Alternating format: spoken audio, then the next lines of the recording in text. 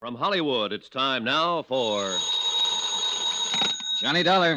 My name's Steele, Mr. Dollar. Claims Division, Eastern Trust Insurance Company. Steele? You don't know me, Mr. Dollar. People at Universal Adjustment suggested I contact you.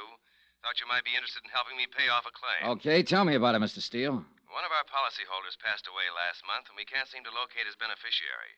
She just doesn't seem to be around. Maybe she doesn't want the money. Everybody wants money, Mr. Dollar, especially insurance money.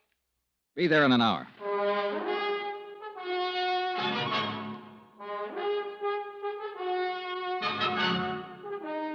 Tonight and every weekday night, Bob Bailey in the transcribed adventures of the man with the action-packed expense account, America's fabulous freelance insurance investigator. Yours truly, Johnny Dollar.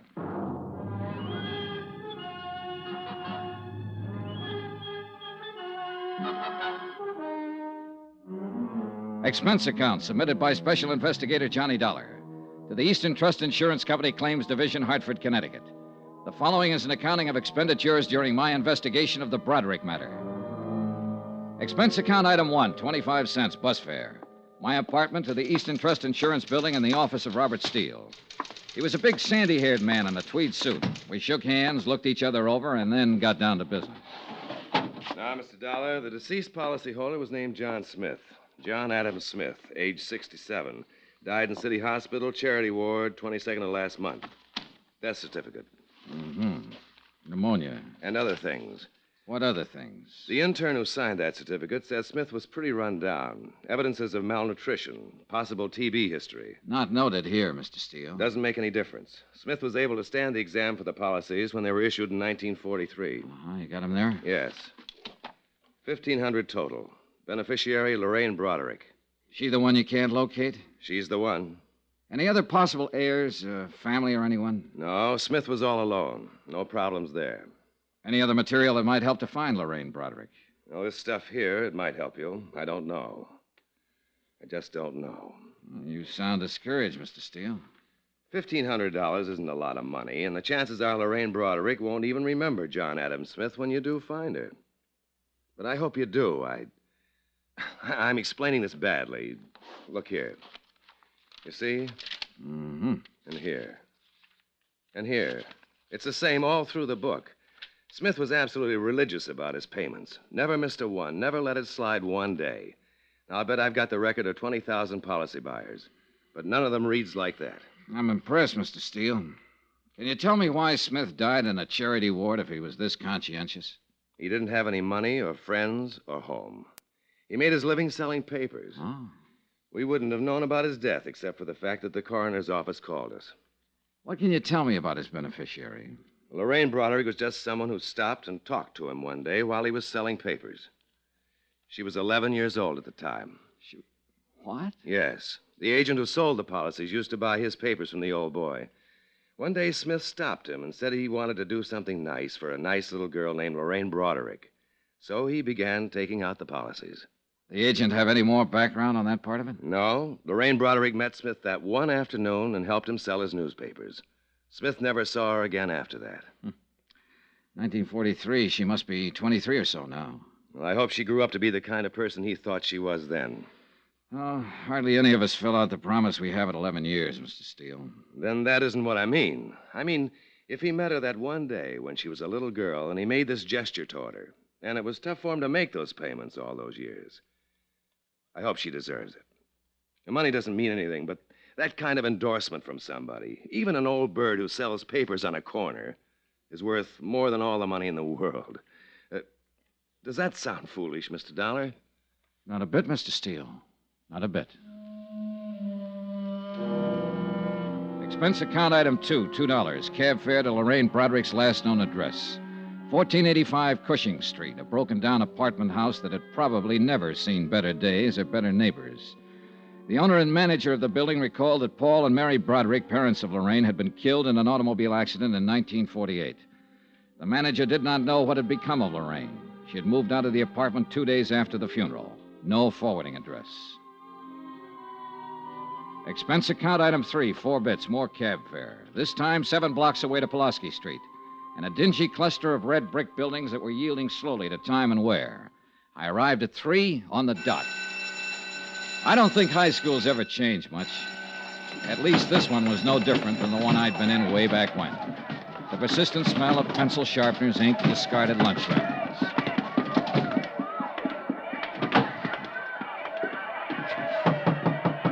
Yes? Sister Mary Regina? Yes, may I help you? Good afternoon, sister. My name's Johnny Dollar. I wonder if I could talk to you a moment. Dollar. Yes. Are you sure you shouldn't be speaking to Sister Amadea in the grade school? I don't believe we have any students named Dollar. Oh, no, sister. I don't have any children in school here. I've been hired by Eastern Trust Insurance Company to locate a beneficiary on one of their insurance policies. I thought perhaps you might help me. Well, I'll try, Mr. Dollar. I took a chance and came here because it was the nearest high school to the girl's address. Her name is Lorraine Broderick. Lorraine Broderick. Yes. The last trace I have of her was in 1948. She was about 17 then, possibly still in school, possibly this school. Lorraine Broderick. Mm-hmm. Sound familiar, sister? In a way, yes. Oh, there are so many, Mr. Dollar. Yeah, I just met about 3,000 of them out in the hall. Yes, I know. 1948. Benson, Brady, Broderick, Lorraine Mary Broderick. Oh. Yes, Mr. Dollar, your guess was very good. She was here in St. Charles from 1945 to 48, yes. I wonder if there's an address listed there, home address. 1120 Seaton Place. Oh, my, that's quite far from here. Parents deceased, guardian. Oh. Anything wrong, sister? Why, I remember Lorraine now, Mr. Dollar. Her parents were killed in an automobile accident in her senior year. Yes, and she went to live with her uncle, James Broderick, at this Seaton address. Oh, yes, I remember that lovely girl. She was in Sister Hildegard's class. That ties up with what I know about her so far, sister. Oh, I remember her so clearly. I can even see her face. Perhaps that was it. Her face, like an angel's, gentle and fresh and wonderful. The man who left her the insurance money must have thought the same as you do, sister. He saw her one day when she was 11. Oh, I have an annual from that year, Mr. Dollar. Would you like to see Lorraine? Yes. Right here. Yes, here we are. That's Lorraine Broderick. Beautiful, isn't she? Sister Mary Regina pointed to a group picture on one of the pages. It was labeled Girl Fidelity. Lorraine Broderick was in the first row, one of 30 or 40 self-conscious little girls wearing identical self-conscious expressions. Her hair appeared to be deep brown or black, her features soft and slightly cherubic. Undeniably, Lorraine Broderick had been a beautiful young girl. In all probability, she was a beautiful young woman, wherever she was. By 5 o'clock, I'd been to her uncle's address on Seaton Place. There I learned that Uncle James Broderick had died of a heart attack in 1950. The people at the address reported that Lorraine had lived with him up until the time of his death. She had worked in a dentist's office, they told me. As far as they knew, she still worked there. I made a phone call. Yes, sir? Johnny Dollar, Mr. Steele. Oh, how are you going on Lorraine Broderick? Well, I might need some help. Have you got a man? Sure. I've got her traced up to 1950, Steele. She worked for a dentist here in town. Uh-huh. Probably got her job in his office right out of high school. That meant she pretty well had to get it through a professional agency. That sounds reasonable. I got a man to check the agencies in town that specialize in that. Let me know.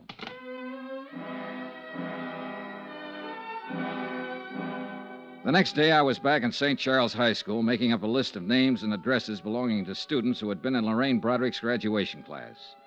Out of the 10 names I chose at random, I was able to locate only 2. Both girls, both married.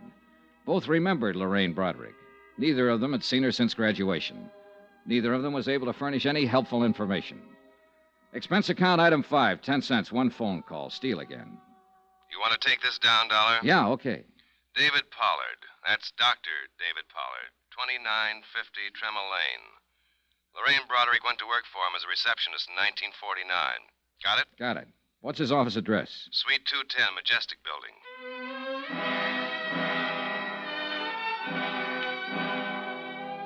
I got there about 5:45. There was no receptionist on duty. As a matter of fact, no reception desk. A stern-looking nurse in a rumpled white uniform knew nothing of a Lorraine Broderick who might have worked for Doctor. Doctor was working with a patient. If I cared to wait for Doctor...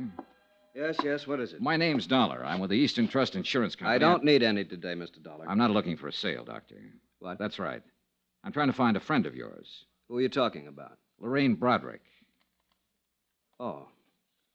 How is Lorraine these days? I don't know, Doctor. I'd like to meet her and find out. Well, you're looking in the wrong place. I can't help you. She hasn't been around here for a couple of years. Goodbye. Oh, wait. Well, what now? Well, you've got an awful big chip on your shoulder, Doctor. You won't even let me explain my business. I'm not interested in your business. I can tell you mine's been going on since 8 o'clock this morning, and I'm pretty tired. You finished now? Well, yes. Can I take you downstairs and buy you a drink? Sorry. What is it you want to know? Where I can get in touch with her. I don't know. She quit without notice a couple of years ago. Just didn't come back. Too bad, too. Do you have any idea where she might have gone? Just what is this for? To pay her some money we owe her. We can't locate her anywhere. Well, I'm sorry, but neither can I. Are you still trying? Not anymore. All I know is she just left one day about 2 years ago. She had a little apartment over on the west side. The manager told me she'd pulled out bag and baggage, and I haven't heard from her since. Were you on good terms with her, Doctor? Doctor? I'll take the drink.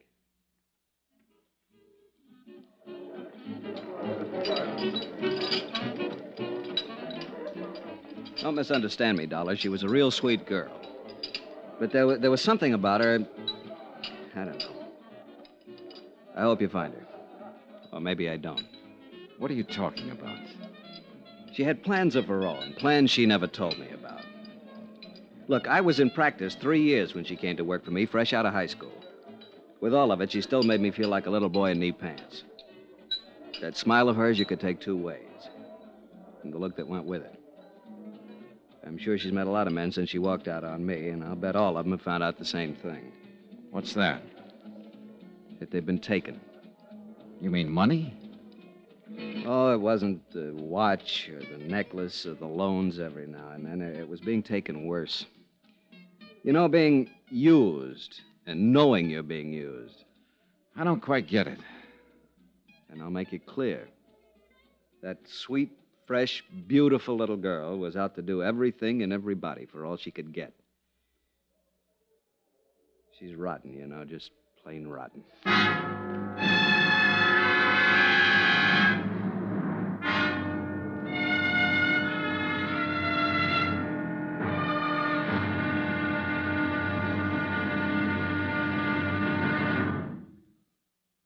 There'll be another intriguing episode of the Broderick matter tomorrow. Tomorrow, the expense goes way up. Yeah, it costs money to prove how wrong one man can be. Join us, won't you? Yours truly, Johnny Dollar.